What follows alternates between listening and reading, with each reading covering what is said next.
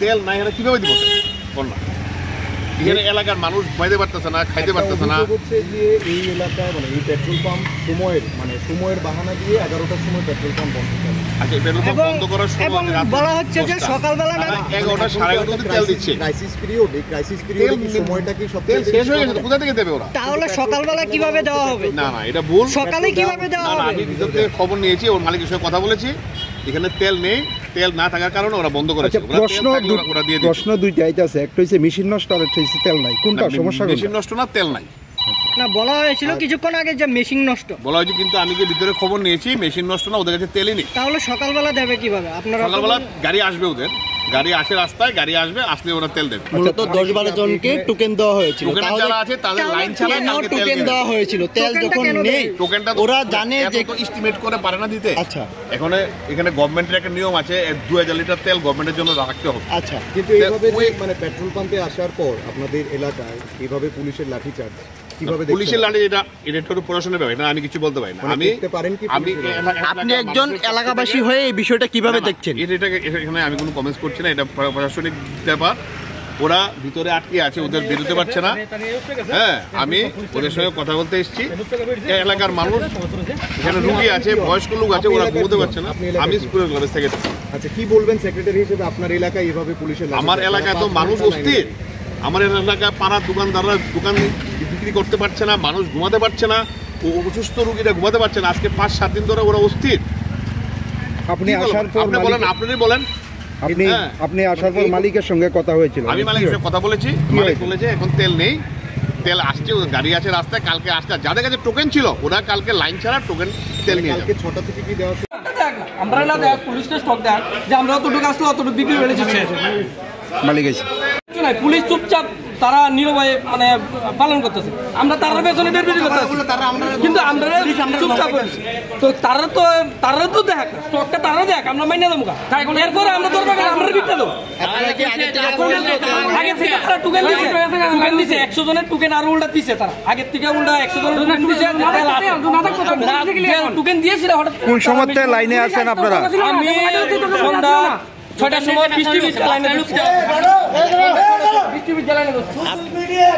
হ্যাঁ, তারপরে সেই জায়গার থেকে আমি লাস্ট সাইকেল আমার ওখানে সাইকেল আমি যাত্রা রাখছি। আমি জীবিত যাবো কিভাবে? আমি একটা দেখি আপনার কাছে কি টোকেন আছে? না, আমি তো সেকেন্ড আমার এই সামনে তো সেকেন্ড আমার। আচ্ছা, যারা টোকেন পাইছে তারা তেল পাইছেনি? না, তারা তো টোকেন দিয়ে আইছে, তেল পাইছে। তারা তো তেল দেওয়ার কথা। আমরা তো এনে দাঁড়িয়েছি, তারা তো তেল পাইছে। আপনাদের অভিযোগটা কি? তারা স্টক দেয় না, তারা তো স্টকটা না কিছু না, হঠাৎ করে মেশিন বন্ধ করে তারা বিতে থাকা। আমরা তেল মাস পরে সিকিউরিটি দিতেছে, তো তারা বিতে এসে চালায় ঘুমাচ্ছে। আমরা 6 ঘন্টা 8 ঘন্টা খাওয়ার নাই, আমরা এই জায়গাটা আমরা কিভাবে বলুন সময় থেকে আইছেন লাইনে? 7:30টার সময় আইছি। কত টাকা করে তেল দেয়? 200 টাকার মতো তেল দেয়। 200 টাকা তেল দেয়। এখানে আসছি 2 ঘন্টা লাইন ধরে 3 ঘন্টা লাইন দিয়ে তেল দেবো 200 টাকা, ঠিক আছে? মাইনি আমরা দিও, কিন্তু আমরা তেল 2 ঘন্টা ধরে লাইন ধরে 3 ঘন্টা লাইন ধরে আমরা বাড়ি যাবো কিভাবে? আমার বাড়ি কোথায় বলতে পারি? এই হেঁটে বাজে আমার সাইকেল দেখুন তেল আছে কি নাই। একটা বড় তেল নেই, তারা স্টক পুলিশে দেয়, স্টকটা পুলিশে দেয়। আমরা পুলিশে দেয়, ম্যানেজার নাই, মালিক নাই, কিছু নাই। 2 ঘন্টা আমরা এরপরে এই জায়গার ভিতরে আছি, তো ম্যানেজার নেই, কিছু নাই, কর্মী দুজন ভিতরে। ত্রিপুরাতেই একটা ক্রাইসিস চলছে রোডের কারণে।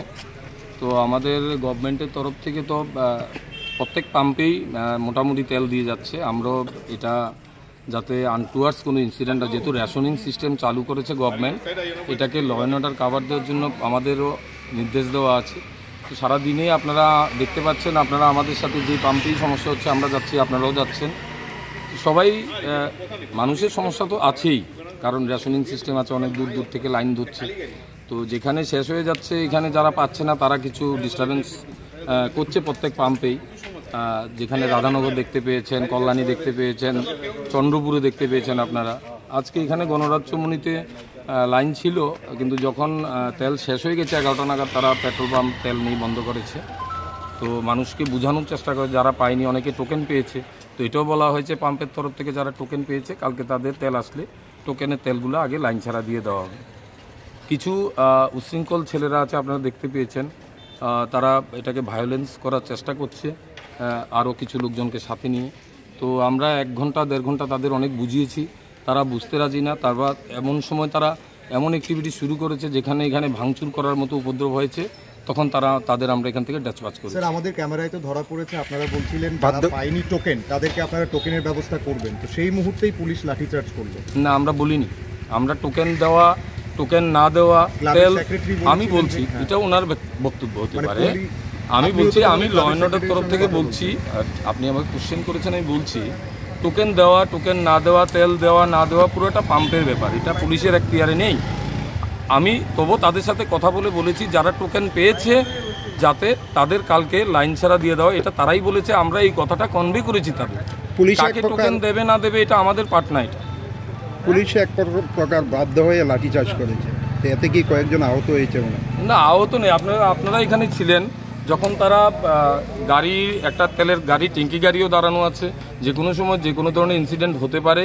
তারা দরজার ধাক্কা মেরে বা ভেঙে ঢুকার চেষ্টা করছিল, তখন তাদের আমরা ডিসপ্যাচ করতে হয়। এমনকি মহিলাদের উপরও লাঠিচার্জ করেছে। না, এটা ভুল ধারণা। এটা আপনারা এখানে ছিলেন, একজন মহিলা আছে, উনি দাঁড়িয়েই ছিল ওনার হাজবেন্ডের সাথে, ওনাকে কেউ মারেনি। মূলত কি বিষয়টা নিয়ে লাঠিচার্জটা করানো হয়? লাঠিচার্জ হয়নি, তাদের আমরা ডিসপ্যাচ করিয়েছি। আমাদের ক্যামেরায় ধরা পড়েছে আপনারা বাড়ি দিয়েছেন। তারা এখানে অ্যাগ্রেসিভ হয়েছে, ভায়োলেন্স হয়েছে, পেট্রোল পাম্পটাকে তারা কিছু একটা ক্ষতিগ্রস্ত করার চেষ্টা করছে, তখন তাদের ডিসপ্যাচ করা হয়েছে। তাদের মধ্যে আমরা একজনকে আমরা ডিটেইন করেছি, আমরা তাকে অ্যারেস্ট করব, কালকে কোর্টে পাঠাবো।